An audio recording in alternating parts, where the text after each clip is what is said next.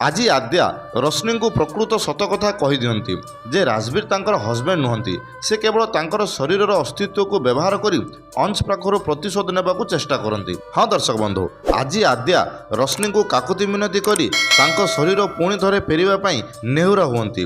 କିନ୍ତୁ ରଶ୍ମି ଏକଥା ମାନିବାକୁ ରାଜି ନଥିବେ ଯେ ସେ ଆଦ୍ୟାଙ୍କ ଶରୀର ଭିତରେ ଅଛନ୍ତି ବୋଲି। ତାପରେ ଆଦ୍ୟା କହିବେ, ତୋର ଗୋଟିଏ ଭୟଙ୍କର ଆକ୍ସିଡେଣ୍ଟ ହୋଇଥିଲା ଯେଉଁଥିରେ ତୋର ଶରୀର ନଷ୍ଟ ହୋଇଯାଇଛି। ଠିକ୍ ସେହି ସମୟରେ ମୋର ବି ଆକ୍ସିଡେଣ୍ଟ ହୋଇଥିଲା। ଆଉ ଗୋଟିଏ ଖୁବ୍ ବଡ଼ ଉଚ୍ଚ ଛାତ ଉପରୁ ମୁଁ ତଳକୁ ଖସି ପଡ଼ିଥିଲି। ପାଣି ଭିତରେ ପଡ଼ିଲା ପରେ ମଧ୍ୟ ମୋର ମୁଣ୍ଡକୁ ଆଘାତ ବାଜି ମୋର ମୃତ୍ୟୁ ହୋଇଯାଇଥିଲା। ଆଉ ଏସବୁ ଗୋଟିଏ ମାମୁଲି ଆକ୍ସିଡେଣ୍ଟ ନାହିଁ, ଏହା ମୋ ପାଇଁ ଗୋଟିଏ ଷଡ଼ଯନ୍ତ୍ର ଥିଲା।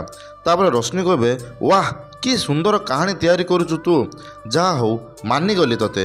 କିନ୍ତୁ ଏ କାହାଣୀ ଭିତରେ ମୁଁ କୁଆଡ଼େ ଆସିଲି? ଆଉ ଯଦି ମୋର ଆକ୍ସିଡେଣ୍ଟ ହୋଇ ମୁଁ ମରିଯାଇଥାନ୍ତି ତାହେଲେ ରାଜବୀର ମାନେ ମୋ ହଜବେଣ୍ଡ, ସିଏ ତ ମୋତେ ସତ କହିଥାନ୍ତା ନା। ତାପରେ ଆଦ୍ୟା କହିବେ, ସିଏ ସେତେବେଳେ ସତ କହିଥାନ୍ତା ଯଦି ସିଏ ତୋର ପ୍ରକୃତର ହଜବେଣ୍ଡ ହୋଇଥାନ୍ତେ। ରାଜବୀର ତାର ସ୍ୱାର୍ଥ ପାଇଁ ମୋ ଚେହେରା ଓ ଅସ୍ତିତ୍ୱକୁ ବ୍ୟବହାର କରି ଅଂଶ ପାଖରୁ ପ୍ରତିଶୋଧ ନେବାକୁ ଚେଷ୍ଟା କରୁଛି। ଆଉ ଏକଥା ଶୁଣି ରଶ୍ମି ପୁରାପୁରି ଆଶ୍ଚର୍ଯ୍ୟ ହୋଇଯାନ୍ତି। ତ ଆପଣମାନଙ୍କୁ କ'ଣ ଲାଗୁଛି ଦର୍ଶକ ବନ୍ଧୁ?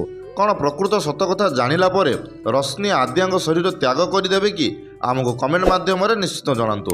ଏବଂ ଭିଡ଼ିଓଟି ଭଲ ଲାଗିଲେ ଭିଡ଼ିଓକୁ ଲାଇକ୍, ସେୟାର, ସବସ୍କ୍ରାଇବ୍ କରିବାରେ ଜମାରୁ ଭୁଲନ୍ତୁ ନାହିଁ।